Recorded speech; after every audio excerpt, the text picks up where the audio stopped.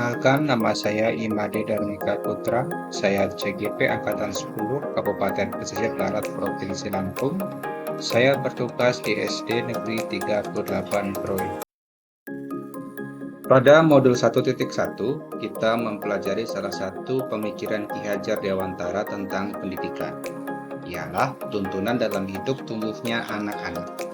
Pendidikan ialah menuntun segala kodrat yang ada pada anak-anak agar mereka dapat mencapai keselamatan dan kebahagiaan setinggi-tingginya, baik sebagai manusia maupun sebagai anggota masyarakat. Untuk mewujudkan pembelajaran yang berpihak pada murid, serta mewujudkan kepemimpinan murid sebagai upaya untuk mengaplikasikan nilai dan peran guru penggerak, maka kita hendaknya menyusun visi calon guru penggerak.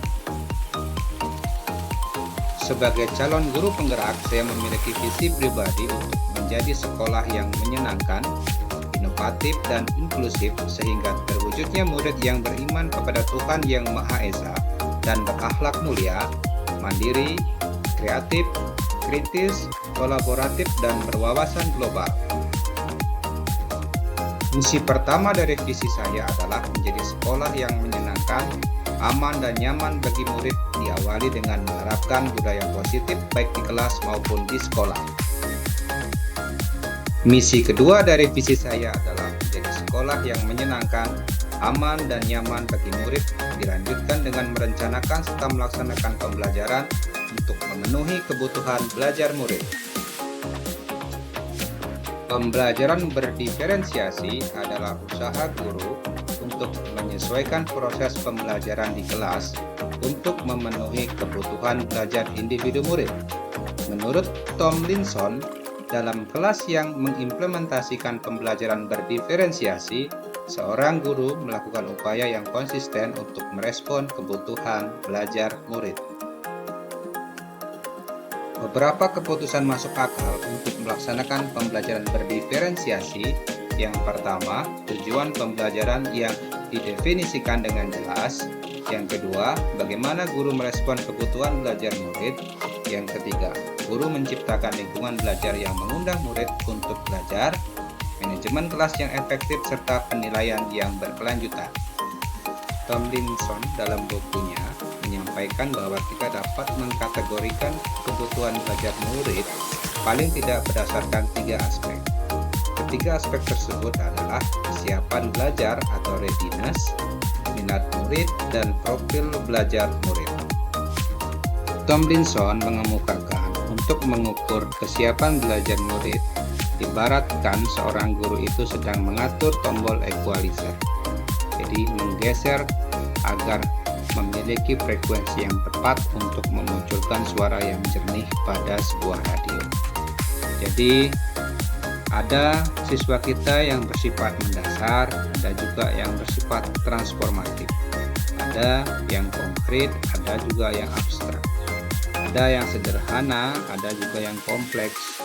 Ada juga yang terstruktur, ada juga yang terbuka. Ada yang tergantung, ada yang mandiri.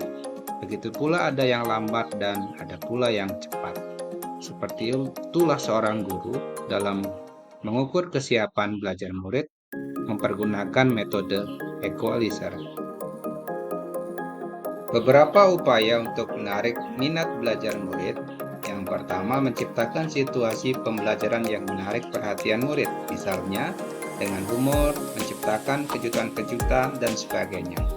Menciptakan konteks pembelajaran yang dikaitkan dengan minat individu murid, kemudian mengkomunikasikan nilai dan manfaat dari apa yang dipelajari murid, kemudian menciptakan kesempatan-kesempatan belajar di mana murid dapat memecahkan persoalan.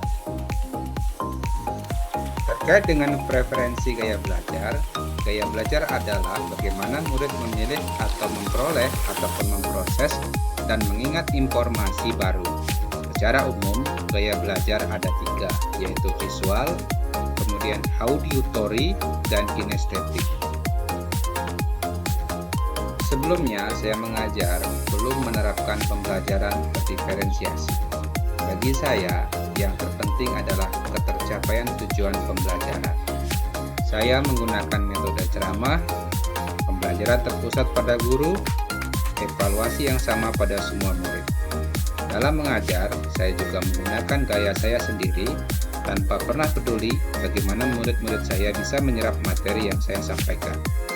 Akan tetapi, setelah mengikuti pendidikan guru penggerak ini, saya merubah paradigma saya akan pembelajaran terdahulu dan membandingkannya dengan pembelajaran berdiferensiasi.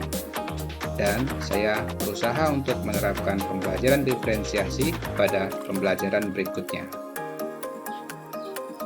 Setelah mengikuti pembelajaran di modul 2.1, merubah paradigma saya betapa pentingnya pembelajaran yang memenuhi kebutuhan belajar murid, dan tentunya secara pribadi akan menerapkannya saat pembelajaran di kelas saya.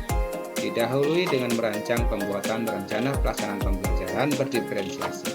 Link tercantum di bawah ini.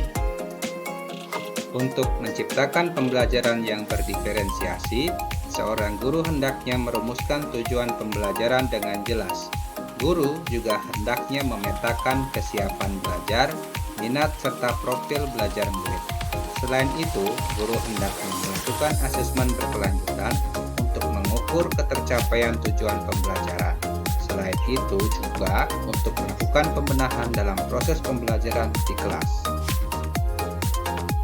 Demikian pemaparan koneksi antar materi modul 1.1, 1.2, 1.3, 1.4, serta 2.1. Semoga dapat menginspirasi Bapak Ibu guru dimanapun berada.